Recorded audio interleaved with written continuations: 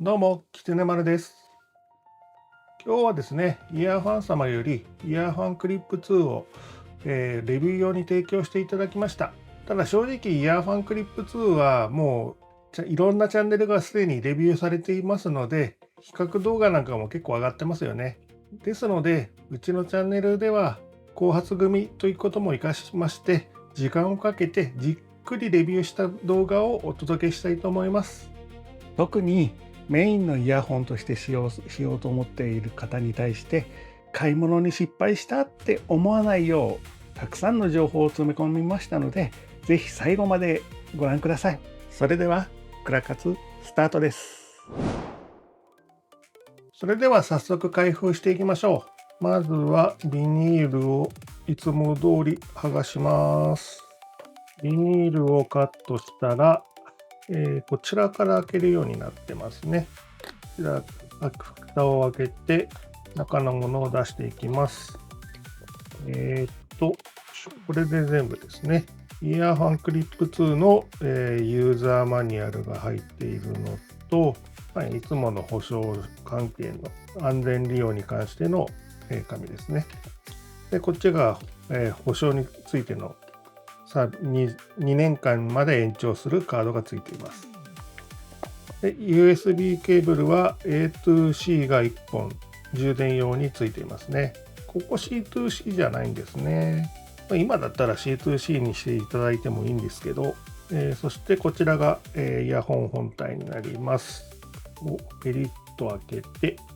ちょっと汚くなってきた。ペリッと開けてると、少し、横長に細いタイプのケースが出てきました。手のひらサイズにするとこれぐらいですかね。手のひら横に、男性の手のひら横いっぱいぐらいに入るぐらいですかね。指2本分はいきますから、人差し指、中指、薬指、でもそれより大きいな。指4本分ぐらいだと思ってください。中を開けるとこのようになっています。イヤーファンクリップ2の本体は、このような接点がついているのと、あとこちらの音孔の部分が特徴的ですね。音が出る穴のところが、丸ではなくて網目模様の、しかも楕円形の形状をしています。ここら辺が特徴的な形のようですね。あとセンサーは、各種操作はボタンをタッチするタイプになっているようですね。で、こちらも同じくありますと。それで、このイヤーファンクリップ2に関しては、LR がちゃんと決められてます。L と R がちゃんとついてるので、自動認識ではないところは、ご注意ください。それでは、一旦エイジングをしまして、疑似視聴をしていただこうと思います。それではですね、エイジングも終わりましたので、疑似視聴の方に入りたいと思います。こちらに用意したバイノーラルマイクにイヤーファンクリップ2をつけて、音楽を iPhone で再生させます。その音を PC の方で録音を行います。この手順で録音した音をこれから再生させますので、ぜひ視聴してみてください。それでは視聴スタートです。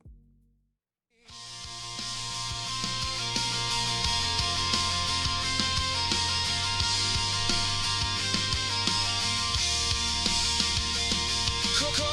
中の声が叫ぶいけるさそう信じろ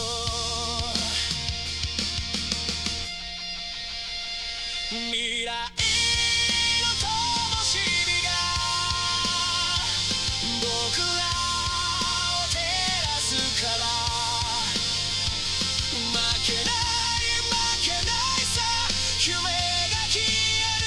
限り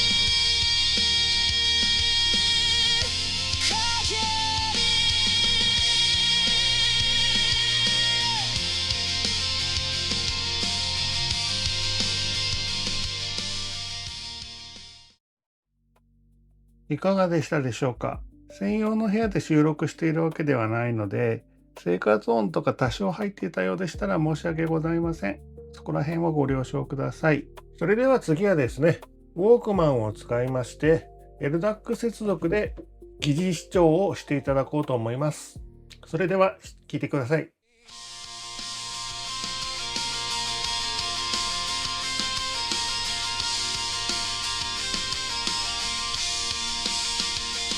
心の中の声が叫ぶいけるさそう信じろ未来の灯火が僕らを照らすから負けない負けないさ夢が消える限り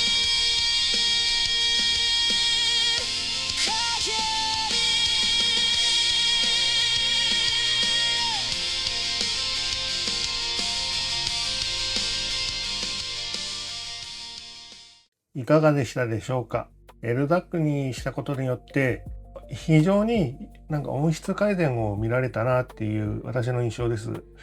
低音もしっかり出るようになったのと、高音も伸びがすっごく良くなったんですよね。通常のものだとちょっと抑え気味になってるかなと思っていたんですが、LDAC にしたら高音の伸びも非常に良くなってバランスがさらに良くなりました。改造感も十分上がってます。もうどちらかというとこのイヤーファンクリップ2は LDAC に合わせてチューニングされてるんじゃないかなという風な感じですね。LDAC 用のチューニングと通常の AAC や、SBC の接続の時とでチューニングを変えてる、そんなような気がするぐらいに何か音の違いを感じましたね。ぜひAndroid の機種を持っているとかで、LDAC の環境を使える方は本当おすすめの音響環境になりますので、化けますので、ぜひおすすめです。次はですね、もう一つスピーカーを用意しまして、こちらでカフェの音を再生して、要は外で周囲の音があるような状態で使ってみたときにどのように聞こえるかというのをテストしてみたいと思います。それではご視聴ください。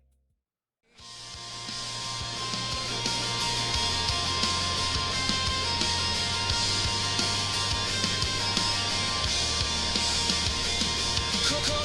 中の声が叫ぶいけるさそう信じろ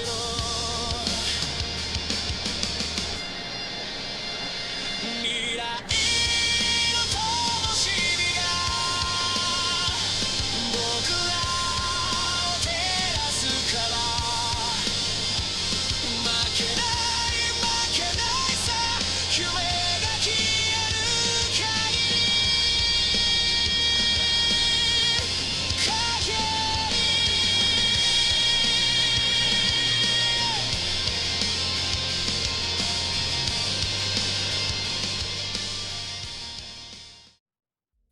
次はですね、今度は臨場感のあるシアターモードというモードを有効にした状態で、先ほどの曲をもう一度再生したいと思います。それではお聴きください。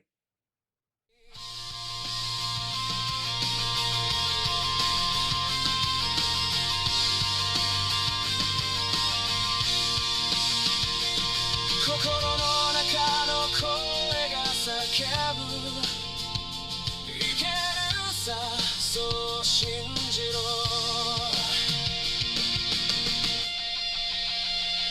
未来の灯火が僕らを照らすから負けない負けないさ夢が消える限り限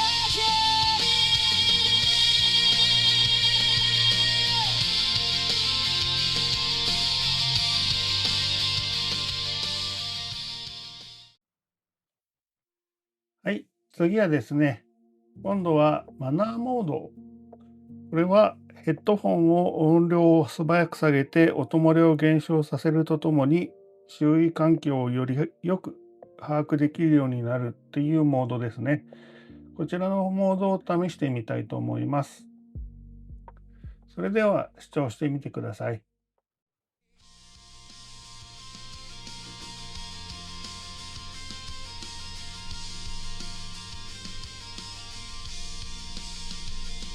心の中の声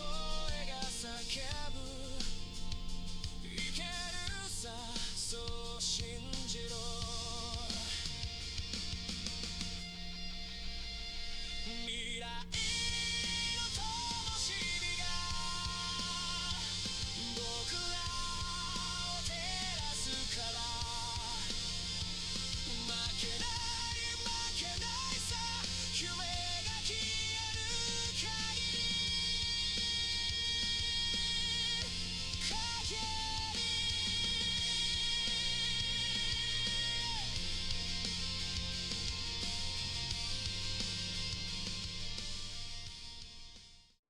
次はですね、もう一回カフェの音をこれで、鳴らしながら音楽を聴いていただいて、その間にマナーモードを有効に切り替えてみます。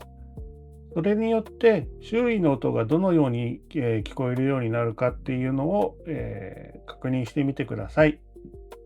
それでは視聴してみてください。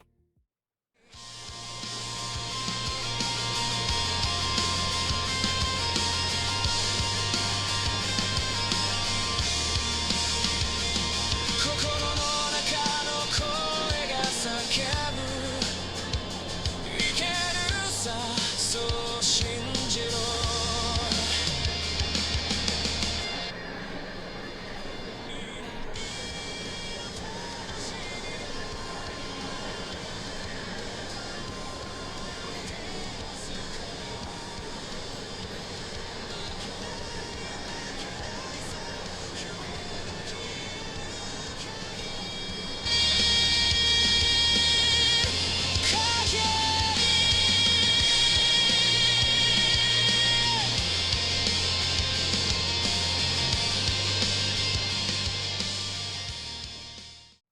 それでは今度は3つ目、ゲームの効果音というモードを試してみたいと思います。これはゲームのサウンドエフェクトなどが、しっかり聞き取れるようになるっていうことで没入感のあるゲーム体験ができるようになるというモードですね。こちらにした時の先ほどの同じ曲を再生してみますので違いを確認してみてください。では視聴してみてください。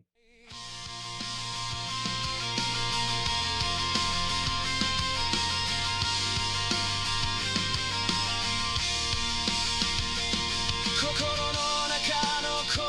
が叫ぶいけるさそう信じろ未来の灯火が僕らを照らすから負けない負けないさ夢が消える限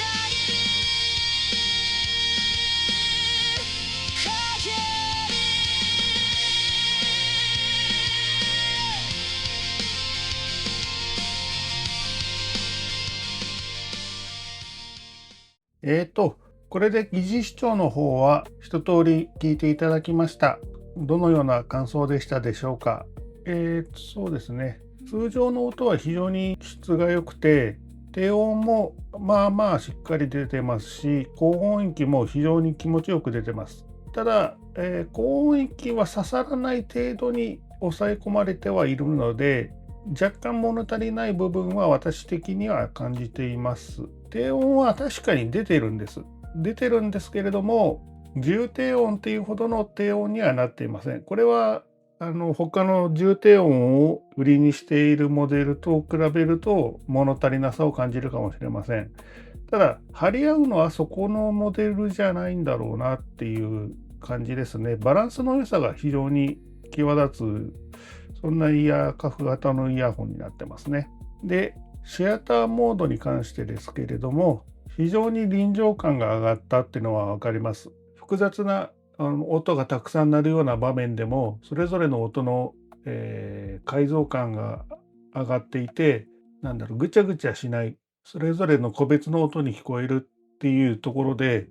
シアターモードは非常に効果のあるところの空間の広がりを感じました。ただ、これはボーカルも広がりを感じてしまうという欠点がちょっとあったなって感じがしまして、音楽を聴くにはちょっとやっぱり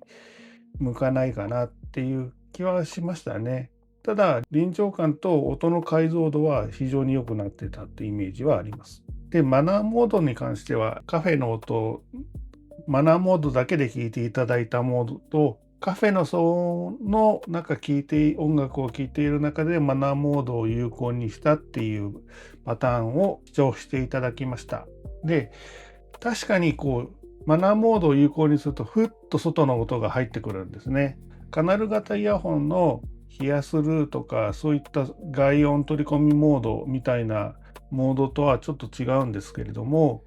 音楽を聴きながら急に外の、音を聞きたくなった、安全のために聞きたくなったとか、なんか気になる音が鳴ったなっていう時に有効にするといいのかなとは思うんですが、正直そういうパターンの時は音楽を止めた方がいいと思うので、使いどころとしては難しいかなって気はします。どうしてもそうですね、生放送とか、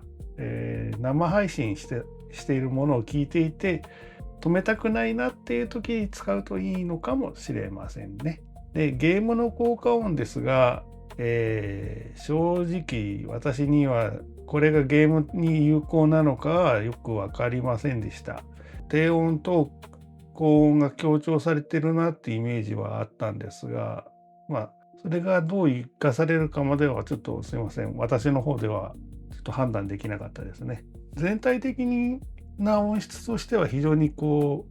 級感のある音になっていると思ってます。ノーマルの時の音場こそちょっと狭いんですけれども、音質に関してはそうですね、なかなか他のものとも負けてないいい音のバランスが出てるんじゃないかなと思います。低音好きの方にはやっぱりちょっと物足りなさを感じるかもしれませんが、オープンイヤー型でこれだけの音が出て、なおかつ不自然なく、高音域も、バランスよく音が出せているっていうのは非常にいい感じがしますね。はい、次はですね、イヤーファンクリップ2を自分の耳に装着しまして、音楽を鳴らしながら、バイノーラルマイクを横に置きます。顔の横に置いて、どれだけ音漏れがしているかという計測をこれからしてみたいと思います。音量を変えながら実験してみますので、ご視聴ください。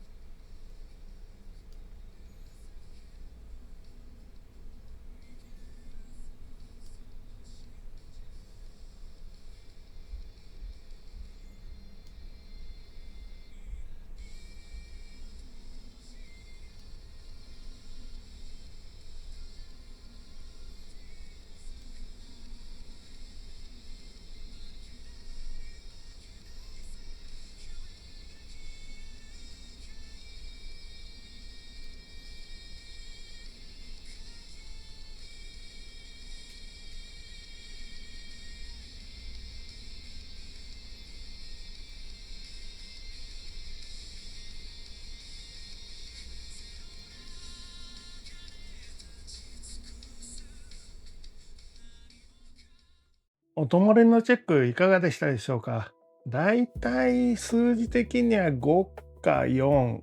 そのあたりのボリュームになってくると、あれですね、混雑している車内、電車の中とかエレベーターの中とかだと近くの人に音が聞こえるぐらい、それぐらいの音漏れにはなっちゃってますね。さすがに迫力あるような音だと外で、完全な外で人通りの、そんなに混んでないところでもない限りは音漏れが聞こえるでしょう。ただ外でいる分にはそんなに気になる人はいないと思うんでしょうけども、あれですね、電車の中とかエレベーターの中とか静かなところとか、そういうところではボリュームはご注意ください。次はですね、イヤーファンクリップのマイクのテストをしようと思っています。イヤーファンクリップにはマイクが、ここに1つ、耳の後ろ側に1つと耳の前側に1つあります。で、これが左右1つずつ、ついてますので、ここと、ここですね。この4つのマイクを使ってノイズキャンセリングをしながら、通話に、最適な声を届けるという機能を持っています。で、今回は通常に、エアコンの効いてる部屋、ちょっと生活音のある部屋で通話をして、録音してみたものと、こちら、スピーカーを使いまして、交通量の多い道路の音を鳴らしながら、通話の録音をしたもの、それともう一個、風がすごい吹いてる日というのを想定しまして、このエアダスターの風を顔に受けながら録音するというのをもう一個テストとしてやってみます。これはちょっと意地悪なテストかなとは思うんですけれども、今まで扇風機を使っていたのをちょっとエアダスターに変えたので、ちょっと意地悪かなとは思うんですけども、強風時のビル風なんてのはだいたいこれエアダスターの風受けたぐらいの風を全身に浴びるぐらいのものはありますので、それでテストしてみようかなと思いました。それでは、マイクテスト聞いてみてください。ただいまイヤーファンクリップ2を使ってエアコンを動かした部屋でマイクのテストをしております。どう聞こえますでしょうか？ただいまイヤーファンクリップ2を使って交通量の多い交差点を想定した音楽を後ろに流しながらマイクを使用しております。どのように聞こえておりますでしょうか？雑踏によって声がちゃんと届いているでしょうか？確認してみてください。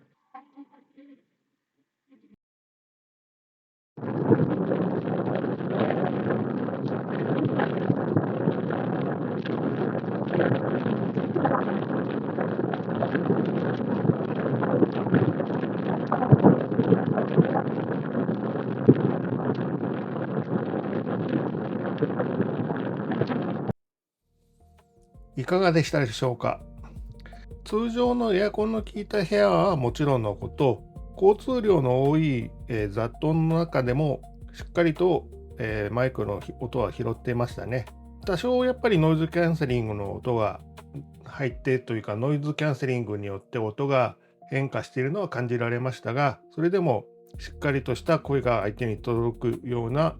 音質になってました。さすがに、で、エアダスターの方は意地悪すぎましたね。もう何喋ってるか分かりません。自分でもどれが声なのか分からないぐらいでしたので、そんなような日はおとなしくちょっと別の場所に風の当たらないところに移動してから通話するようにしてください。それでは今度はアプリについても見ていきましょう。名前の部分はイヤーファンクリップ2の名前を変えられるっていうメニューですね。で、ゲームモードは、遅延を少なくすることができるモードだけど通信はちょっと不安定になりの影響を受けますよというモードですね。で、オーディオは、視聴のところでお見せしたシアターモード、マナーモード、ゲームの効果音モードの3つのモードがあります。注意してすべきは、オーディオモードは Android なんかで使っていて、LDAC での接続モードを有効にしていると、これらは、使えませんのでご注意ください。で、イヤーファンにはイコライザーがついています。プリセットのイコライザーもすごくたくさん、用意されていまして、非常に、ブルースからジャズからいろんな曲、ロックにポップにといういろんな曲に合わせたプリセットのイコライザーとか、重低音を迫力あるようにしたりとか、そういう風なプリセットのイコライザーが入っているのと、自分でカスタムするイコライザーがあります。で、適用イコライザーっていうのがありまして、でこれは音響、自分の耳の聞こえ具合に対して合わせて、聞こえにくい音を聞こえやすくするとか、そういった自分の耳に調節したイコライザーを作るためのモードです。静かな環境でそこそこのちょっと時間がかかるので、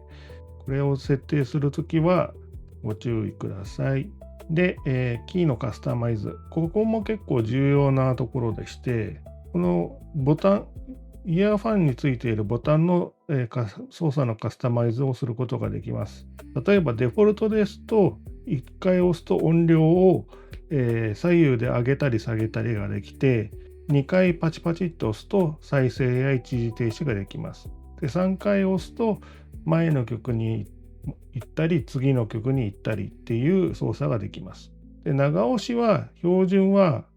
音声アシスタントが設定されています。つまり、Google のアシスタントとか Siri とかが呼び出せるっていうやつですね。これを、これらの、ボタンの設定を結構自由に設定できます。例えば、ゲームモードにしたり、マナーモードにしたりっていうことができるので、あとは無効にして、ボタンを使わないようにするってこともできます。ここでマナーモードに設定しておくというのが私的にはおすすめですね。長押しすると、マナーモードになって外の音が聞こえやすくなるので、ぜひ、おすすめかなと思います。L と R 個別に、設定ができますので、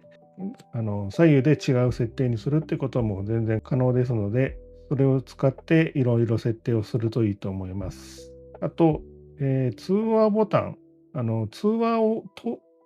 話を取るときのボタンが、3回タップになってるんですね。かかってきたときに、ボタンを1回押しただけじゃ受け取りではなくて、3回押さないと、通話が、取れないので、イヤホンだけで通話をしようと思っている方は、ご注意ください。これを忘れると結構通話の受け取りって2回押すボタンを2回、通話の受け取りってボタンを2回押すタイプっていうのが意外と多いんですが、イヤホンは3回タップになっているので、押し間違いが少ないっていう利点はあるんですが、取ったつもりがそれてないっていうので、結局スマホを取り出すみたいなことになるかなと思うので、覚えておくといいと思います。で、長押しすると、通話を拒否できますので、なんか知らんけど今は電話来てるけど受け取れないなっていう時は長押しをするとか、迷惑電話だなと思ったらもう切っちゃうことができますので便利ですね。で、デュアルデバイス接続。これは2台同時のマルチペアリングのモードですね。これも、LDAC を有効にしていると使えない機能の一つですのでご注意ください。で、消費電力モード。こちらは消費電力をオンにするとバッテリー持続時間を向上することができるんですけど、音量をちょっと下げてしまうということですので、音量を下げればいいだけじゃないかって言えばそれはそれまでなんですけれども、このボタン一つで、設定できるという利点はあるのかもしれませんね。あと、結構重要そうな機能としては、イヤホンを探すっていう機能があります。イヤホンを探すって言っても、地図上にここで使ってましたよっていう直前の使ってた場所を教えてくれるのではなくて、あれ部屋の中でイヤホンどこにあるんだっけっていうのを教えてくれる機能です。こちらの方が実は使いやすいんじゃないかなって思ってたりはしています。これで音を鳴らすと、イヤホンあれどこ置いたっけとか、片方落としちゃったどこだって言った時に音を鳴らしたりすることができますので、鳴らしてくと音を鳴らして探すことができますので、非常に便利です。ただ、要するにつけてなくても分かるぐらいの音量で鳴らしますということなので、これ間違えても耳につけたまま鳴らさないようにはご注意ください。アプリの主な機能としてはそういったところですね。ちなみに、ここから電源を切ることも、アプリからイヤホンの電源を切ることもできます。使うんだろうか、これ。ちょっと使う機能なのかどうかは、ちょっとよくわかりませんが、そういう機能もついてますというところですね。ここまで一通り、イヤーファンクリップ2の音に関していろいろ調べてみたのと、昨日丸一日これを